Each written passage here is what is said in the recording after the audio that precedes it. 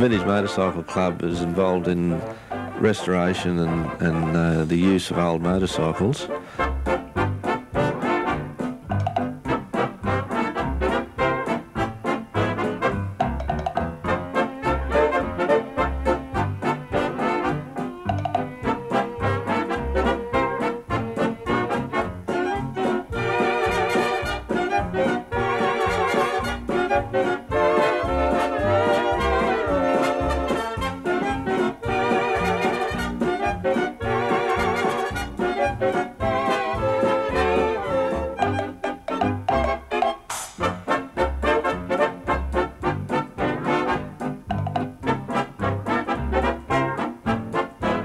The actual monthly run is the enjoyable part of owning a vintage motorcycle, to get it out on the road and actually ride it and let the people see it and enjoy the restoration of it. But the hard part is really to find the vehicle in the first place, whether it be hidden in an old barn or a shed or hidden in someone's backyard. And then it may be just a rusty hulk to most people, but somebody who can see the value in it can see the end result before it's even started.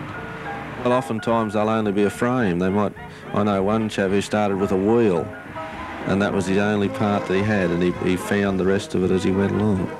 I know another chap who's waited 25 years for one piece of the engine, and he's still waiting. He's prepared to wait.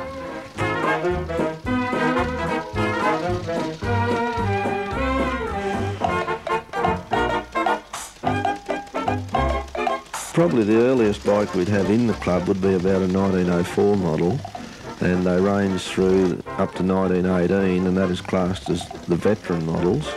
From 1918 to 1930 are classed as vintage models, and from 1930 to 1947 are classed as post-vintage, and 1947 is the cut-off year for the club registration. That's a special registration. We do accept members who don't own those model bikes. If anyone's got a later model bike, well, we're quite prepared to accept them as a member, and maybe later on they'll find a bike that's earlier. But the main idea is to come along and come on the runs and show an interest and be prepared to be involved with the club activities, and they will eventually find something of their liking.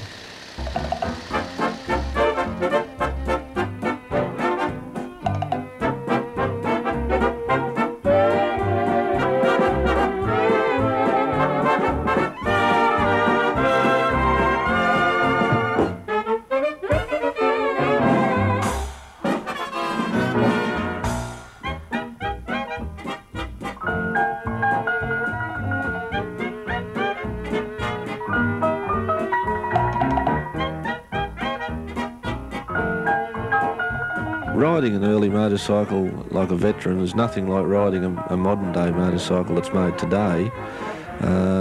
First of all, a lot of the old veterans had no gearbox or clutch at all, and when they stopped or pulled up, the engine had to be stopped because there was no way of disengaging the drive from the engine to the rear wheel. And then when you went to start again, you had to push. But before you started pushing, you had to set your throttle control and your air slide control. Complication of setting everything up was the important part of it. So today's bike is really not much like the early ones, except that it still has two wheels.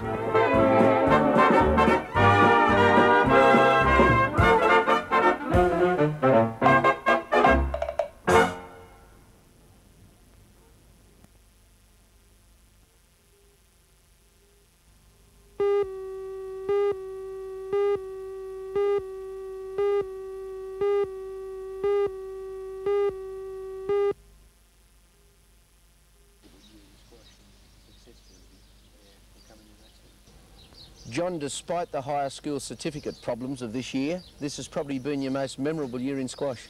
Yes, I've had a good year all round in squash this year, due to the fact I've put a big effort in squash for the first half of the year and slackened off in the second half due to school. As the study came in. Yeah. John, you led the team that won Wallsend's first state championship in squash. Yes. That was a big thrill, I'll bet. Yes, it was. I think the team pulled together very well, considering how young they were. We all worked well as a team and managed to get there in the end. John, your experience, though, must have been behind the success of the team, because you've taken a couple of Year 8 kids in, and they are inexperienced, as you say, so they must have been relying on a lot of John Martin's experience to push them over the edge to win these games. I really don't know about that, but I think I had a large part in it. But there's a lot of experience in those younger players. They just controlled themselves well, especially Andrew Gear had very bad nerves on the day of the final, and he managed to control himself well and win 3-0, which virtually quenched the game for us. Exactly. John, as well as schoolboy squash, though, it goes beyond that. You're the A-grade district champion. Yes, I had a big win in the A-grade championships. I played Bob Pratt and Les Darcy in the final and managed to defeat them. They're twice your age. Yes, I know that. And have been rated. Bob Pratt was rated one time in the professional ranks. Yes, he was rated in the top 15 in the world at one stage, so he's my big victory. Exactly. He's the one I wanted. Sure. Where does John Martin go with squash now? When schooling's over, you're going to play it for $1 or what? Well, I hope to. My ambition is to get in the top 15 in the world and hit the international circuit, but you never know. Current day life, anything can happen. John, I know that your people manage the Viking Centre, so you get the availability of the court, I guess, when you need it. Is that all there is to it, though? There's a lot in that, the fact that the courts are available to us, but we try to make the courts available to any junior who wants to do well. It's just you've got to have a lot of motivation and do a lot of hard training to actually get up in the top.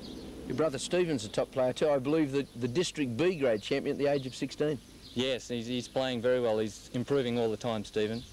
Where did you get your expertise from, do you think? My father. He's been the grounding behind me. He's taught me all my life to have the basics, and that's what's got me through all my tough matches. It's a game of control, isn't it, where the basics are to play in a certain way, and if you ever get out of that pattern, you come unstuck when you get in A grade. Yes, the A grade game is an individual game where up the top of the A grade, you've got to have the basic grounding, and if you get into trouble in your shot play, you always revert back to the basic grounding, and which, if you're very fit, you can sometimes defeat the guy even though he's on top of you at the moment. Right. John, we'll be looking for your future in squash with great attention, so that we wish you all the best in your sport, and this afternoon with your exams in the high school certificate. Thanks a lot, Lee. Thank you.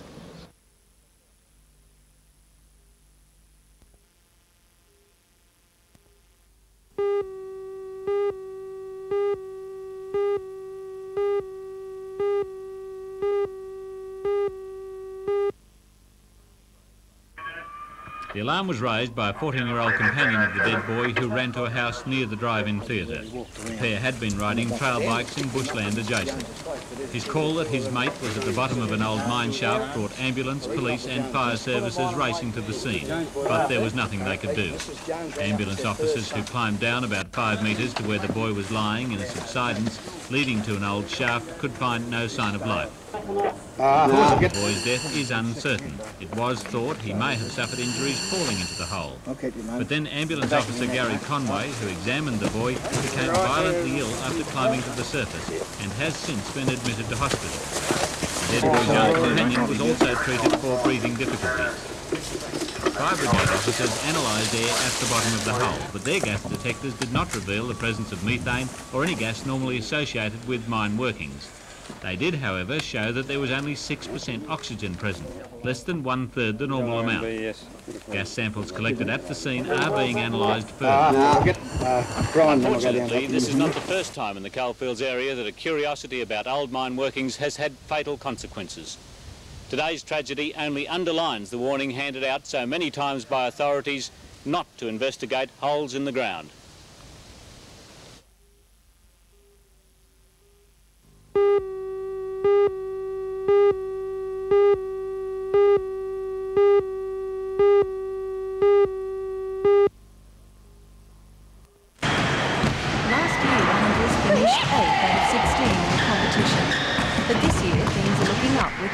Strong recruits. There was a serious setback this year when the Hunters lost its top American import, Jim Bateman, to the Falcons. Another player, Charles Mahaffey, a 205cm black centre from Utah, arrives on the weekend to take his place. The Hunters team is seen as a stepping stone for young hopefuls. Why then is the team acquiring overseas players? It takes time to develop talent, and obviously importing players who know the schools better than you do, you're obviously going to learn from them. And by importing players, you do that. Now, you finished middle of the competition last year. How do you think you'll go the second time round? I believe that we're going to do particularly well this year. I'm very confident, I know the boys are too. Our team this year is a lot stronger. We go right down the bench, and I feel that each of them are contributing really well, and I'm particularly pleased with their development. Where would you like to see the Hunters finish this year? Well, I'll be disappointed if we don't make the finals, and anything can happen in a final.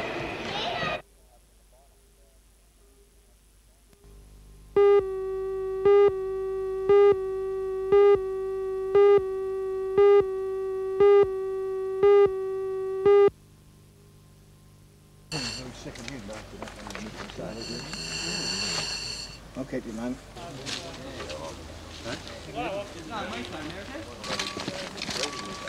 It's a woman that dam was picking up in it.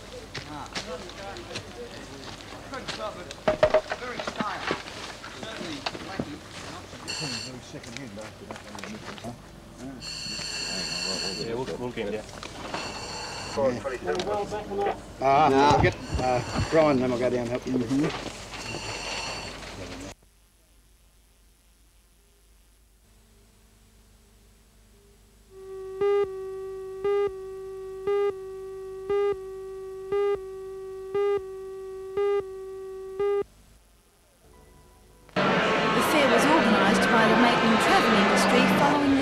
Of similar ventures in Port Macquarie and Coffs Harbour.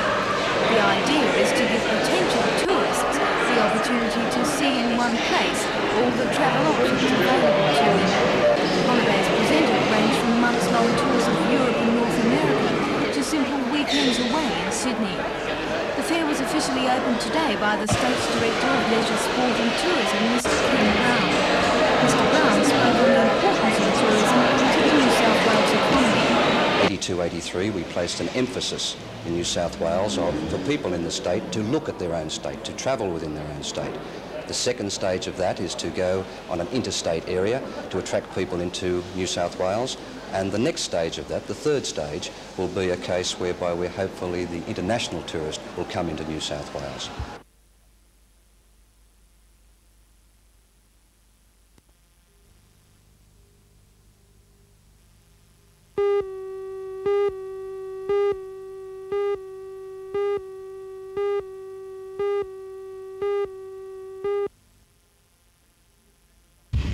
The dispute centres on a claim by the men that the new owners, Charles David Proprietary Limited, are cutting back too much on concessional benefits.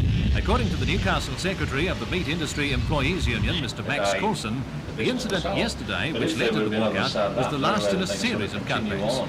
There have been a number of conditions that were applied to the employees in the past and now have been taken from them by the new company, such as they lost 2 days sick leave, they've lost a show day, they had incentive bonus payment, they also had a superannuation scheme, and these things have disappeared. Finally, yesterday there was an argument over the payment to what we call penalty cattle.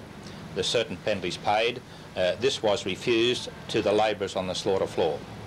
Weren't the men warned, though, that they would have to make concessions when the new company took over what was, after all, an ailing plant? They are quite aware of this, and they are prepared to give to a certain extent, but they feel that they have been pushed too far. They feel that after all, they are working for a company, the production has increased, they believe it's on the improve, and they want a certain amount of that action. What would get the men back to work? I think firstly, the company did not want to discuss the matter. There was a simply rejection of the claim. They did claim, for instance, a 38-hour week. Now, this company operates at Gosford, and a 38-hour week applies to that company's employees there. The Maitland people see it. Well, after all, they're employed by the same company. Why not the same conditions?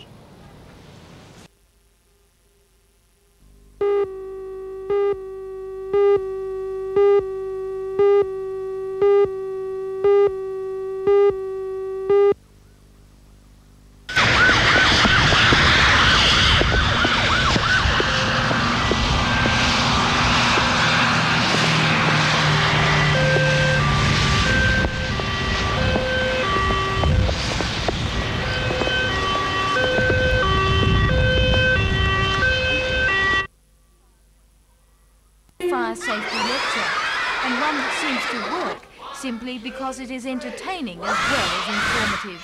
If any of these girls and boys see a fire or someone trapped, they've got to remember to tell an adult or ring the fire brigade. Who knows the telephone number? Mr. Sinders and fireman made the debut in the Hunter region yesterday, and it was an outstanding success. However, neither are new to the stage. The team has been touring schools in Sydney for the past year. This time around, they will not be visiting any other schools in the Hunter region, but regular appearances at the Newcastle show are scheduled. Sounds like an air-conditioned hotel.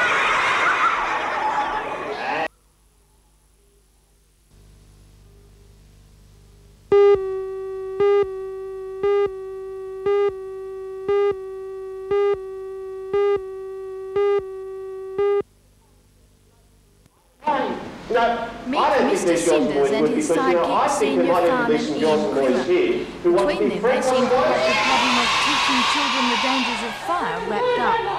Theirs is a fresh approach to the traditional fire safety lecture, and one that seems to work, simply because it is entertaining as well as informative. Who knows the telephone number? Yeah, sometimes we call it something. Mr. Sinders and fireman Quiller made their debut in the Hunter region yesterday, and it was an outstanding success. However, neither are newcomers to the stage. The team has been touring schools in Sydney for the past year. This time around, they will not be visiting any other schools in the Hunter region, but regular appearances at the Newcastle show are scheduled.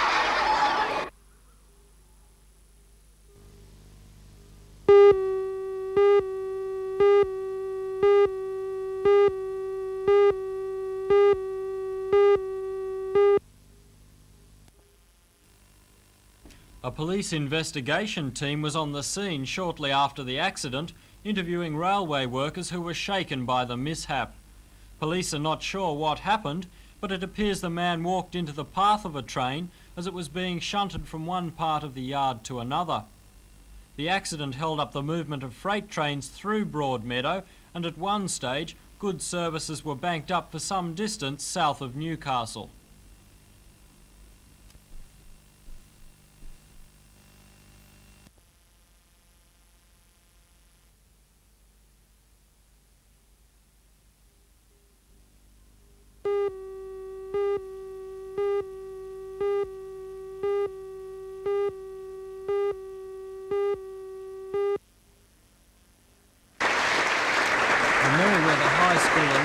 Presented with the Torres Shield today for the Hunter Region Open Cricket Knockout.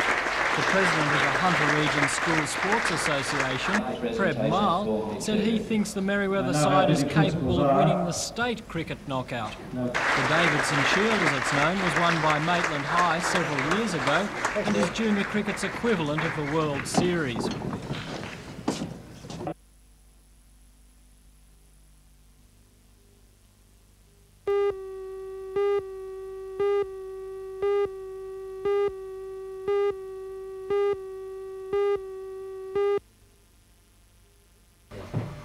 Lisa Duke's research project is a giant step on the way to controlling weed and plant growth without having to use pesticides or fertilisers.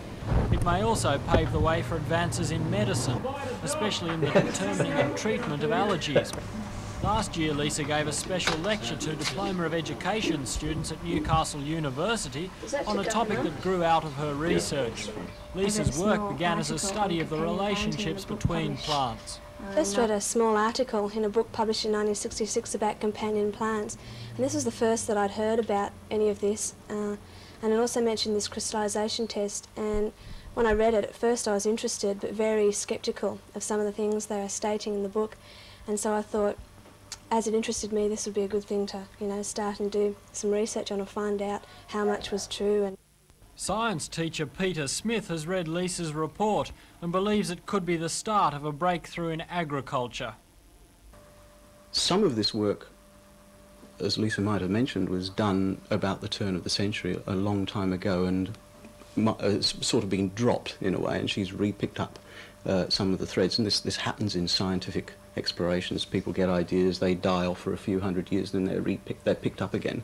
Lisa, in a way, has done this, and I think now, as I mentioned before, the applications to agriculture, the applications to foodstuffs, the applications to weed control are all tremendous. So as far as applied science is concerned, it's important stuff, I think, that she's done.